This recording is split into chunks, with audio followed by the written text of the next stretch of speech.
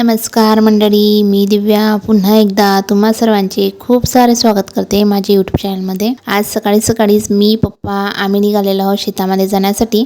पप्पांना घरी काही करमत नाही आणि खरंच जे शेतकरी असतात त्यांना शेताशिवाय त्यांच्या करमतच नसते। तेच माझ्या पप्पांचं आहे, त्यांना त्यांच्या शेतांना बघल्याशिवाय करमत नव्हतं, म्हणून आज मी पप्पांना घेऊन आलेले शेतामध्ये। सोबतच मला ई पीक पाहणी करायची होती म्हणून मी शेतामध्ये आलेली होती। तर मी शेतही बघितलं, पप्पांनी शेत वगैरे बघितलं। तसं तर त्यांना चालवत नव्हतं, ते बांधावरच थोडेसे बसले, इकडे तिकडे थोडंसं फेरफटका त्यांनी मारला। आणि पावसामुळे शेतही ओले गच्च असल्या कारणाने शेतामध्ये जास्त फिरवलं जात नव्हतं। मी माझं जे काम होतं ते करून घेतलं। त्यानंतर आमच्या शेतामध्ये भेंडं वगैरे आहेत, तर भेंडं वगैरेही घेतले। तेही मला दादांनी म्हणजे सुनील दादांनी मला नेलं होतं, ते दादांनीच तोडून वगैरे दिले, कारण मला जास्त चाललं जात नव्हतं। माझी चप्पल पूर्ण चिखलने भरून गेलेली होती, माझ्या अंगालाही मला सर्व चिखल लागलेला होता, त्यामुळे मी जास्त वेळ काही फिरली नाही। त्यांनीच मला भेंडं वगैरे तोडून दिले आणि लवकरच आम्ही तिथून घरी आलो। घरी आलेच तर घरी मम्मीला अचानक ते गुरांचं काम करत होती, थोडी शेण वगैरे फेकता अचानक ती खालून उठायला लागली। तर ढिल्या अंगी उठल्याच्याने तिला उसण भरल्यासारखं जरा तिची कंबर खूप दुखत होती, तिच्याकडून काहीच काम होत नव्हतं, वाकलंही जात नव्हतं, तिला धड उठताही येत नव्हतं आणि बसताही येत नव्हतं। बसतानाही त्रास होता आणि उठतानाही त्रास होत होता। तर घरी आले तर तिने मला तसं सांगितलं। तर काही दिवसांपूर्वी आईलाही तसंच झालं होतं, तर आईकडे मलम होता, आई मलम घेऊन आल्या आणि तिला लावून दिला। त्यानंतर आता नवरात्राला सुरुवात झाली, उपवास वगैरे चालू आहे, आज देवीचं आगमन होणार होतं। तर मम्मीचाही उपवास होता, तेवढ्यात आमच्याकडे मावशी आल्या पप्पांच्या भेटीसाठी। तर मावशीचा उपवास असल्या कारणाने दोघांसाठी मी फराळाचं वगैरे बनवलं, दोघांनी फराळाचं केलं आणि मावशींनी पप्पाची भेट घेतली आणि थोड्या वेळातच त्या घरी जाण्यासाठी निघाल्या, कारण त्यामुळे आमच्या इथंही नवरात्र बसतं म्हणून मला जायला पाहिजे, पण पप्पाची भेट घ्यायची होती म्हणून त्या पप्पाच्या भेटीसाठी आल्या होत्या। भेट घेतली आणि लवकरच नाश्ता वगैरे करून त्या निघाल्यात। तर जसं की मी तुम्हाला आधी सांगितलं, आमचा फाटा थोडा लांब येतो, त्यामुळे प्रत्येक पाहुण्याला आम्हाला फाट्यावरती सोडवायला जावं लागतं आणि घ्यायलाही जावं लागतं।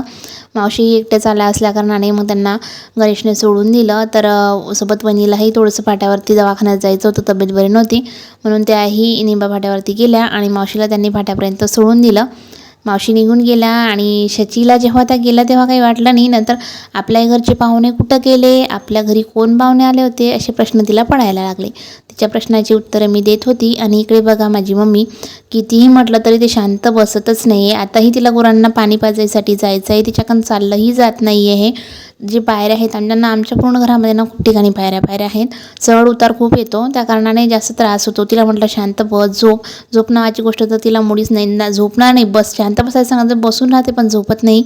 पण कसं तरी इकडून तिकडे चाल तिचं सुरूच होतं, कितीही आपण करायचा प्रयत्न केला तर ती मधात कामं करतच असते। शेवटी आईच असते, तिला कितीही म्हटलं की अगं मी करते, नाही तूच किती कामं करणार आहे, तूच काय करणार आहे, मुलीला सांभाळशील की कामं करशील की गुरांचं करशील की घरातलं करशील, नाही मी थोडंफार हात लावते, असं करत मी इकडचं करत असली की दुसरीकडची कामं करून घ्यायची। चला तर आता कुठं ती थोडी शांत बसून होती आणि पप्पांना बीट खायचं होतं। तर म्हटलं साधं बीट रोज कापून तसं खाल्ल्यापेक्षा थोडंफार आपण टेस्ट वेगळं यायसाठी थोडीफार म्हटलं आज कोशिंबीर बनवूया, म्हणून मी बीट कापायला घेतलं। तर शचीचं सुरू झालं, आई बीट काय असते, याच्यात काय होते आणि काय होते। आता जशी मोठी होते ना तसं तिला खूपच प्रश्न पडत आहे। तर मी कोशिंबीर बनवण्यासाठी इथं 2 बीट घेतले, त्याची जी साल आहे ती व्यवस्थित पूर्ण काढून घेतली। व्यवस्थित पूर्ण साल काढून घेतल्यानंतर त्यांना खिसून घेतलं। तोपर्यंत शचीची चालू होती मुरमुरे खाणे, आणि मुरमुरे तर बाईला एवढे आवडतात, एकही मुरमुरा ती खाली पडू देत नव्हती, एक वेचू खात होती। तर चला आता ती त्यात गुंतलेली आहे आणि मीही जे बीट होता तो पूर्णपणे व्यवस्थित खिसून घेतला। स्वयंपाकाला टाईम होता म्हणून मी आधीच कोशिंबीर बनवून घेतली। कोशिंबीर बनवलं की गरम स्वयंपाक बनवला की पप्पाला जेवण द्यायचं, म्हणून आधीच म्हटलं चला कोशिंबीर बनवूयात। आणि शचीमुळे माझा खूपच टाईमपास होत असतो, एक काम करायला अर्धा तासाच्या ठिकाणी मला 1 तास लागत असतो, म्हणून मी लवकर दुपारीच जे आहे कोशिंबीर बनवायला घेतली। तर आता इथं माझं कोशिंबीरसाठी जे बीट आहे ते छान प्रकारे किसून झालेलं आहे। आता ह्या कोशिंबीरमध्ये आपल्याला तडका द्यायचा आहे, त्यासाठी मी इथे तडका पॅन घेतलेला आहे, त्यामध्ये थोडंसं तेल टाकलं, तेल थोडंसं तापलं की त्यामध्ये आपल्याला जिरं मोहरी टाकायची आहे. छान प्रकारे जिरं मोहरी तडतडली की त्यातच आपल्याला थोडंसं मीठ टाकायचं आहे. सोबतच आपण हळद वगैरे आपल्या आवडीनुसार टाकू शकता, पण हळद ड्रॉप केली तरी चालतं.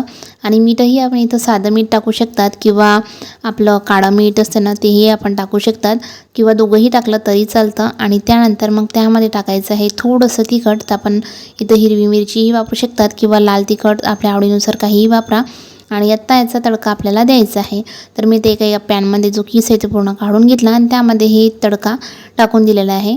सोबत वरतून त्यावरती थोडंफार कोशिंबीर टाकलं आणि आत्ता व्यवस्थित हे जे आहे ते मिक्स करून घेतलं. आणि इथं पप्पाला थोडं सर्दीसारखं व्हायला नको आणि त्यांचं जस्ट ऑपरेशन झालेलं आहे, त्यांना सर्दी खोकला झाला नाही पाहिजे म्हणून मी यामध्ये निंबू ॲड केलेलं नाही आहे. आपण यामध्ये निंबूही ॲड करू शकता. निंबाने काय होतं, एक वेगळीच चव अजून येत असते. तर ते आपण यामध्ये एक ॲड करू शकता. तर चला, असा छान असं माझं इथं कोशिंबीर आता बनवून तयार झालेला आहे. कोशिंबीर बनवून घेतलं तर तोच बाहेरून आवाज आला. तर आमच्याकडे काही कार्यक्रम वगैरे किंवा काहीही असलं की डफळं वाजवत असतात.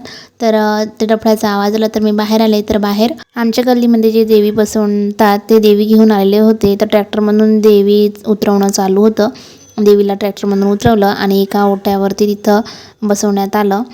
कारण पूर्ण पूजा विधी वगैरे सर्व करूनच देवीला त्यांच्या जागेवर विराजमान करायचं होतं. त्यासाठी त्यांना सर्वात आधी पहिले ट्रॅक्टरमधून बाहेर उतरवलं. त्यानंतर त्यांना उतरवणं झालं तर तोच आमच्या गावामध्ये खालच्या गल्लीमध्ये सुद्धा एक देवी बसवण्यात येते. तर त्या देवीचंही ट्रॅक्टर आलं. त्या देवीचंही आम्ही दर्शन वगैरे घेतलं. त्या देवीही खूप छान होत्या. त्या देवीचा ट्रॅक्टर निघून गेला. तेवढ्यातच ब्राह्मण वगैरे आले. त्यानंतर ब्राह्मणांनी सर्व पूजा विधी वगैरे करून गणेशच्या हातूनच, म्हणजे गणेश आणि वहिनी या दोघांच्या हातूनच आमच्या गल्लीतली जी देवी आहे त्यांची पूजा वगैरे करण्यात आली आणि देवीला त्यांच्या जागेवरती स्थानापन्न करण्यात आलं.